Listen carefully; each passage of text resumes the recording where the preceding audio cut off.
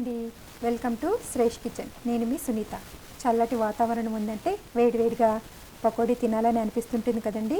అయితే శనగపిండితో పకోడీ చేసుకున్నామంటే చాలామందిలో గ్యాసు, డైజెషన్ లేకపోవటం వంటి సమస్యలు చాలా ఇబ్బంది పెడుతూ ఉంటాయి. అటువంటి ఇబ్బంది ఏమీ లేకుండా వర్షాకాలంలో వచ్చే జలుబులు, దగ్గు వంటి వాటిని కూడా తగ్గించేలా పకోడీని ఎలా చేయాలో ఇప్పుడు వివరంగా చూసేద్దాము. ముందుగా 2 ఉల్లిపాయలు తొక్కు తీసేసుకుని సన్నగా పొడవుగా కట్ చేసి తీసుకోండి. అలాగే మనం తినే కారాన్ని బట్టి 3-4 పచ్చిమిర్చిలను కూడా నిలువుగా చీరుకుని తీసుకోండి. కట్ చేసుకున్న ఉల్లిపాయ ముక్కలను గిన్నెలోకి వేసుకోండి. పచ్చిమిర్చిలను తర్వాత వేసుకుందాము. ఉల్లిపాయ ముక్కలను కొద్దిగా నలిపేసుకుంటే రేఖలుగా విడిపోతాయి. వీటిలోంచి కొంచెం తేమ కూడా బయటకు వచ్చేస్తుంది. ఇప్పుడు పచ్చిమిర్చిల ముక్కలు వేసుకోండి. రుచికి సరిపడా ఉప్పు కూడా వేసేసుకుని ఒకసారి అంతా కలుపుకోవాలి. ముందే పచ్చిమిరపకాయ ముక్కలు వేసేసామంటే ఆ ఘాటుకి ఒక్కొక్కసారి చెయ్యి కొంచెం మండినట్టు అనిపిస్తుందండి.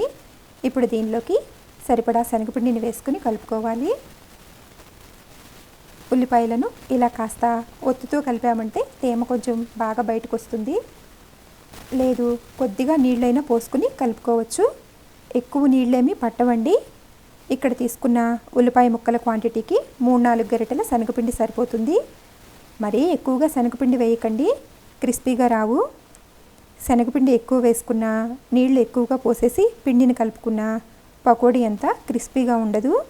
ఇలా కలిపేసుకుని దీనిలోకి ఒక్క చిటికెడు వంట సోడా వేసుకోండి. చిన్న గరిటెడు వేడిగా ఉన్న నూనెను కూడా వేసుకుని అంతా ఒకసారి మరలా కలిపేసుకోండి. ఉప్పు సరిపోయిందో లేదో ఒకసారి చూసుకోండి. ఇలా కలిపేసుకుని దీనిలోకి వామాకులు ఉంటాయి కదండి, వాటిని ఒక 10-12 వరకు తీసుకోండి.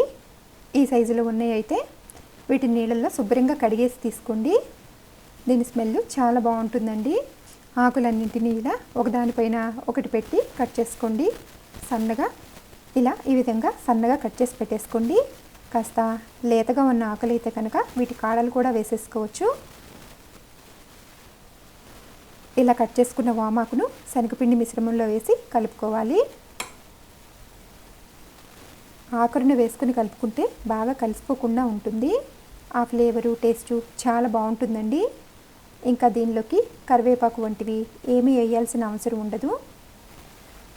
ఇలా పిండిని రెడీ చేసేసుకుని కాగుతూ ఉన్న ఆయిల్లో కొంచెం కొంచెంగా పకోడీలా వేసుకోవాలి. వామాకు ఆకలిని కూడా బాగా పెంచుతుంది, బీపీని బాగా కంట్రోల్ చేస్తుందండి.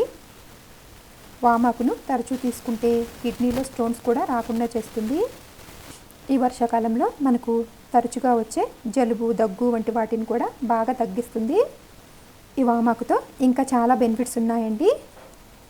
పకోడీని ఇలా మీడియం ఫ్లేమ్లో పెట్టేసుకుని ఫ్రై చేసుకోవాలి.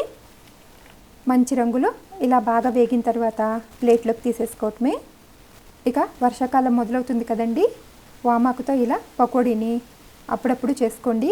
రుచిగా చాలా బాగుంటుంది. రుచితో పాటు ఈ సీజన్లో తరచూ వచ్చే జలుబు, దగ్గులకు చెక్ పెట్టేయచ్చు. ఈ రెసిపీ నచ్చినట్లయితే లైక్ చేసి షేర్ చేయండి. Thank you for watching.